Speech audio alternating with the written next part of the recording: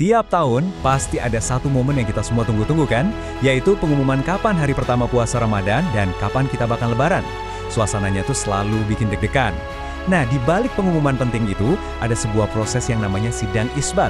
Yuk, kita bedah bareng-bareng sebenarnya apa sih sidang isbat itu dan kenapa proses ini penting banget buat kita di Indonesia. Oke, kita langsung aja ke pertanyaan yang paling sering muncul. Pasti banyak dari kita yang bertanya-tanya, kenapa sih penentuan awal puasa atau lebaran di Indonesia itu kadang bisa beda-beda? Antara pemerintah, Muhammadiyah, NU, suka ada selisih. Apa ada yang salah hitung gitu? Nah, ini pertanyaan yang bagus banget. Dan jawabannya adalah inti dari pembahasan kita kali ini.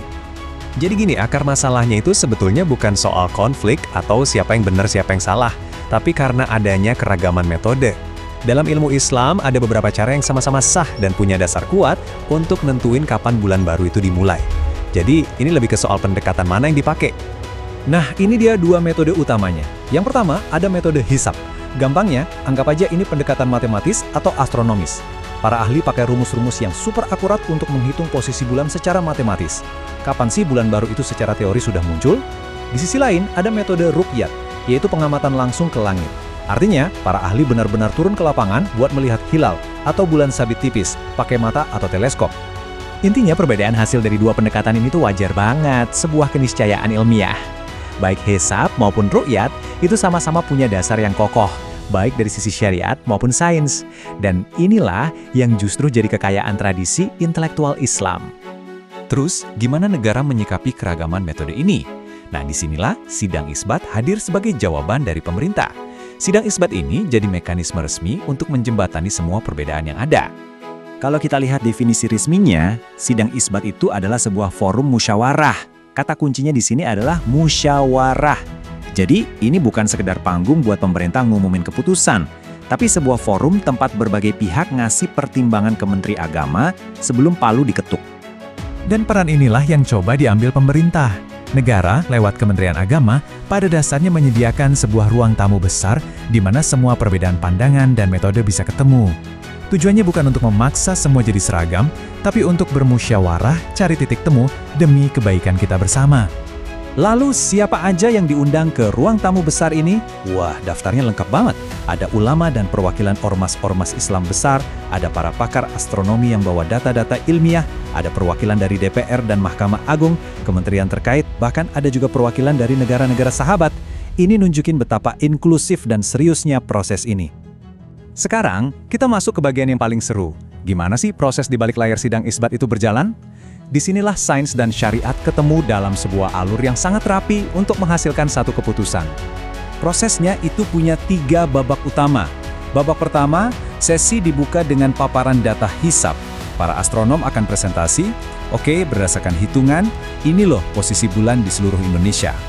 Babak kedua, forum akan mendengarkan laporan hasil ruqyah atau pengamatan langsung dari puluhan titik di seluruh negeri. Ada yang lihat hilal nggak? Dan babak ketiga, setelah data hitungan dan laporan pandangan mata ini digabung, barulah semua peserta bermusyawarah sampai akhirnya Menteri Agama menetapkan keputusannya.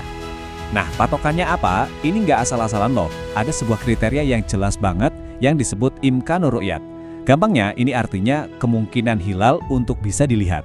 Kriteria inilah yang jadi jembatan antara data hisab yang sifatnya teoretis dengan hasil ru'yat yang jadi konfirmasi di lapangan. Dan yang keren, kriteria ini tuh bukan cuma standar lokal Indonesia aja. Ini adalah hasil kesepakatan regional antara menteri-menteri agama dari Brunei, Indonesia, Malaysia, dan Singapura, atau yang disingkat MABIMS. Jelas ini bikin keputusannya jadi punya bobot ilmiah dan legitimasi yang lebih kuat. Oke, kriteria MABIMS yang pertama. Ketinggian hilal minimal harus mencapai 3 derajat di atas ufuk.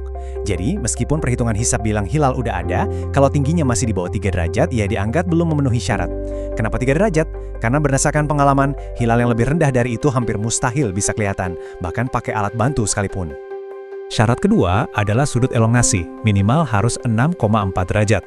Bayangin aja ini sebagai jarak aman antara bulan dan matahari dari sudut pandang kita di bumi.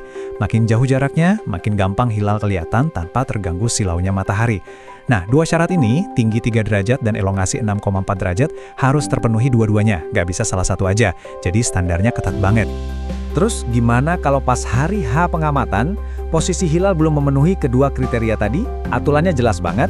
Bulan yang sedang berjalan akan digenapkan jadi 30 hari. Praktek ini dikenal dengan istilah istikmal. Jadi nggak ada area abu-abu, aturannya pasti. Oke, setelah kita ngobrolin yang teknis-teknis, sekarang kita tarik lagi ke gambaran besarnya. Kenapa sih pemerintah sampai seribet ini ngurusin semua? Jawabannya sederhana, untuk menyatukan umat dan menciptakan kepastian. Tujuan ini bahkan disebutin langsung loh di aturannya. Sidang isbat itu ada untuk ngasih kita semua panduan. Dan yang paling penting, kepastian hukum dalam menjalankan ibadah. Dan dampaknya, wah kerasa banget di kehidupan kita sehari-hari. Keputusan sidang isbat ini ngasih kita kepastian kapan mulai salat tarawih bareng, kapan kita sholat Idul Fitri. Keputusan ini juga jadi dasar buat nentuin hari libur nasional yang pastinya ngaruh ke jadwal kerja dan ekonomi. Tanpa ini, bisa bila terjadi kebingungan massal di masyarakat. Sebagai penutup, coba deh kita berandai-andai sejenak. Bayangkan kalau nggak ada sidang isbat, apa yang bakal terjadi? Mungkin setiap kelompok akan mulai dan selesai puasa di hari yang beda-beda. Bisa jadi ada potensi perpecahan dan ketidakpastian yang luar biasa.